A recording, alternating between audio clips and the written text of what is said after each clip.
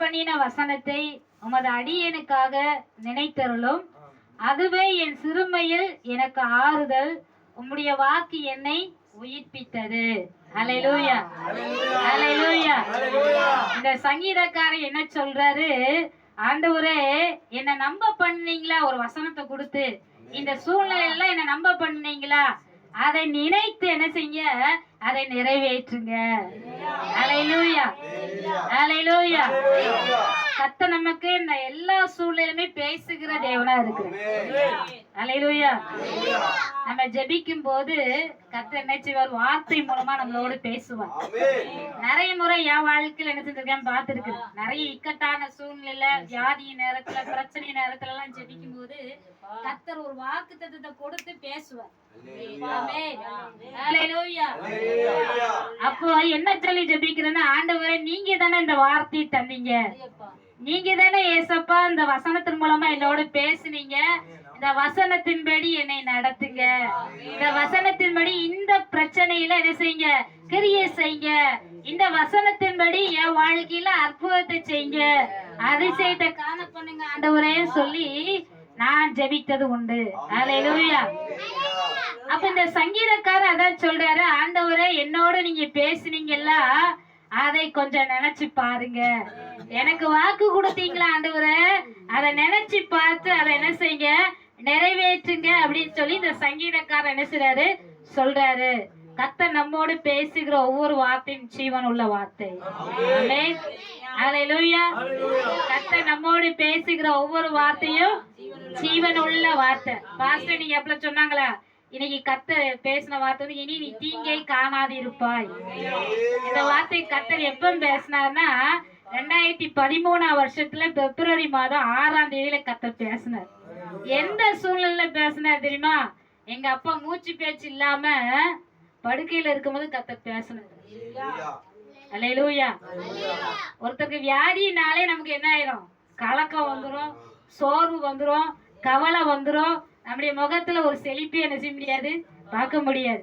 இப்ப பாருங்க, அந்த 6ஆம் தேதியில எங்க அப்பா ஒண்ணுமே இல்ல, இந்த தொண்டையில மட்டும் என்ன செய்யுது?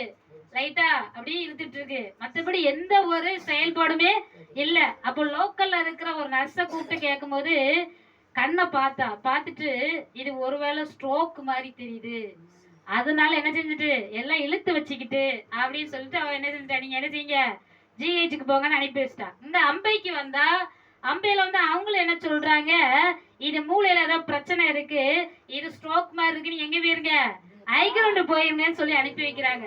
அப்ப ஐக்ரவுண்ட் நாங்க போயிட்டு இருக்கிறோம், ஆம்புலன்ஸ்ல ஜெபத்தோட என்ன செய்யறோம்? போயிட்டு இருக்கிறோம். ஐக்ரவுண்ட்ல அந்த என்ட்ரன்ஸ்ல இந்த பதிவு பண்ணுவாங்களா, அந்த இடத்துல ஒரு கேலண்டர்ல போட்டிருக்கு, இனி நீ தீங்கை காணாது இருப்பாய். ஹல்லேலூயா, ஹல்லேலூயா. கர்த்தர் எப்படினாலும் பேசுவாருங்க. ஆஸ்பத்திரியில கர்த்தர் பேசுறாரு. அப்ப பாஸ்டர் சொன்னாங்க, கர்த்தர் எப்படி பேசுறாரு பாத்தியா? இனி நீ தீங்கை காணாது இருப்பான்னு பேசிட்டாரு. உங்க அப்பாவுக்கு ஒண்ணு ஆகாது, உங்க அப்பா நல்லா நடந்துதான் வீட்டுக்கு போவாப்ல. ஹல்லேலூயா, ஹல்லேலூயா. எங்களுக்குள்ள என்ன வந்துட்டு? நம்பிக்கை வந்துட்டு, விசுவாசம் வந்துட்டு, அந்த வார்த்தையை அதிகமா அறிக்கையிட ஆரம்பித்தோம்.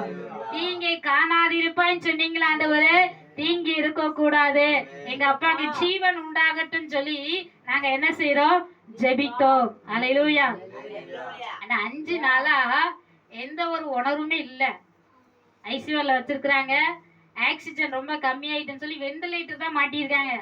டாக்டர் சொல்றாரு, இந்த வெண்டிலேட்டரை உருவிட்டா அவ்வளவுதான், ஆல் அவுட்டு அப்படின்னு சொல்லி டாக்டர் சொல்லிட்டாங்க. என்கிட்ட கையெழுத்தும் வாங்கிட்டாங்க, கையெழுத்து வாங்கிட்டாங்க. அவர் என்ன சொன்னார்னா, எங்களால முடியலமா, இது சொல்ல முடியாது அப்படின்னு சொல்லி டாக்டர் என்ன செஞ்சாரு? சொல்லிட்டாரு, காப்பாற்ற முடியான்ட்டாரு. இன்னொருத்தங்கிட்ட சொல்லிட்டாரு, இவங்க வந்து 1 வாரம் தான் இருப்பாங்க, திங்கக்கிழமை போய் சேர்த்துருக்குறோம், அந்த ஞாயிற்றுக்கிழமை ஆள் என்ன ஆயிரும்? அவுட் ஆயிரும் சொல்லி டாக்டர் ஓப்பனாவே பேசிட்டாங்க. ஆனா கர்த்தர் பேசினது மாறவே இல்லைங்க. ஹல்லேலூயா. கர்த்தர் பேசினாரு, இனி நீ தீங்கை காணாது இருப்பாய். ஆமென்.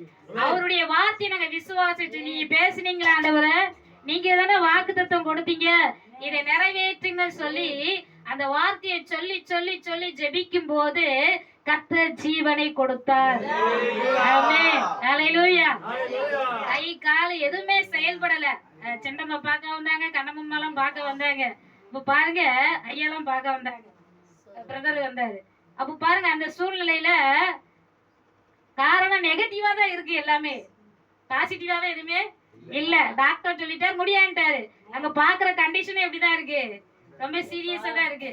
இதுல வர எங்க கூட வந்த ஒரு சகோதரனும் பார்த்துட்டு என்ன சொன்னாருன்னா, சித்தப்பா அவ்வளவுதான் கதை ஓடாது, சித்தப்பா அவ்வளவுதான் கதை ஓடாது. ஆஸ்பத்திரிக்கு பார்க்க வரவங்களையும் இங்க பார்க்க வர்றவங்க எதுக்கு வேஸ்டா போறீங்க, சித்தப்பா அவ்வளவு இனி ஓடாது அப்படின்னு சொல்லிட்டாங்க. ஏன்னா சூழ்நிலை அப்படிதான் இருக்கு.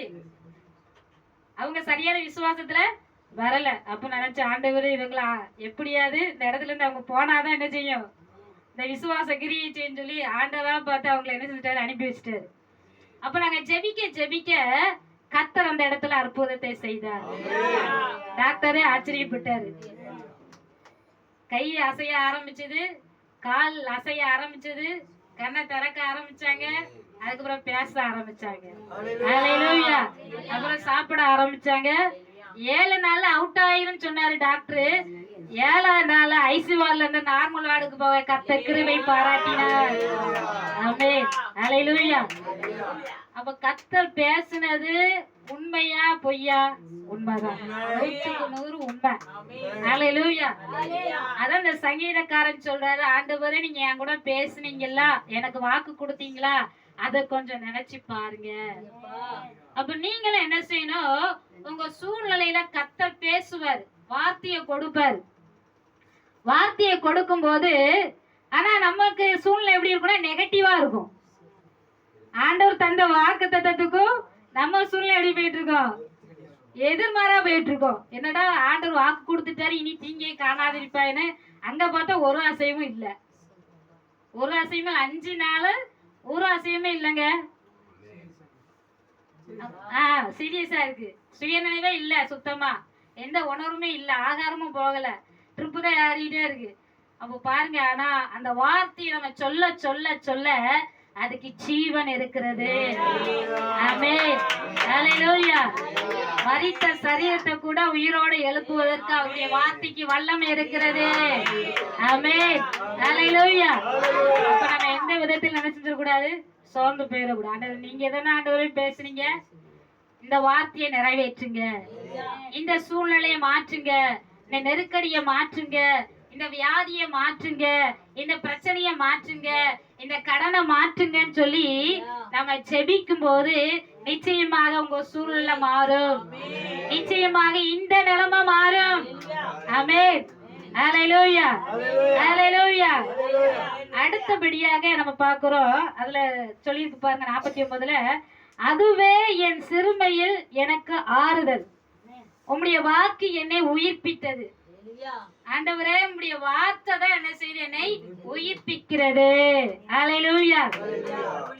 அத கொஞ்சம் டயர்டா வந்தோம்னா பால்ல ஒரு பூஸ்ட் கலக்கி கொடுத்தா எப்படி இருக்கும், எப்பா இப்பதான் கொஞ்சம் தெம்பா இருக்கு அப்படின்னு சொல்லுவோமா, அதை போலதான் நம்முடைய ஆவி ஆத்மா சரீரத்துல சோர்ந்து போய் இருக்கும் பொழுது அவருடைய வார்த்தை நம்மளை உயிர்ப்பிக்கும், நமக்கு பூஸ்ட் குடிச்ச மாதிரி ஆயிரும். ஹல்லேலூயா. அந்த சூழ்நிலை பாத்தீங்கன்னா உண்மையில ரொம்ப சோர்வு தான். ஆனா கர்த்தருடைய வார்த்தை வந்த பொழுது என்ன ஆயிட்டு அப்படின்னு சொன்னா ஒரு ஜீவன் வந்தது போல இருந்துச்சு. ஹல்லேலூயா. ஹல்லேலூயா. ஆமென். ஸ்தோத்திரம். அப்ப அந்த வார்த்தை நம்மளை உயிர்ப்பிக்கிறதா இருக்கிறது. உங்க வாழ்க்கையும் உயிர்ப்பிக்கும், உங்க வாழ்க்கையும் உயிர்ப்பிக்கும், உங்க வாழ்க்கையும் உயிர்ப்பிக்கும். ஆமென். ஹல்லேலூயா. ஹல்லேலூயா. அப்ப சோர்ந்து போவீங்களா? சோர்ந்து போக கூடாது. நேத்து நைட்டு கொஞ்சம் உங்களுக்கு டென்ஷன் வர மாதிரி சூழ்நிலை வந்திருக்குமே, நேத்து நைட்டு வந்துச்சா?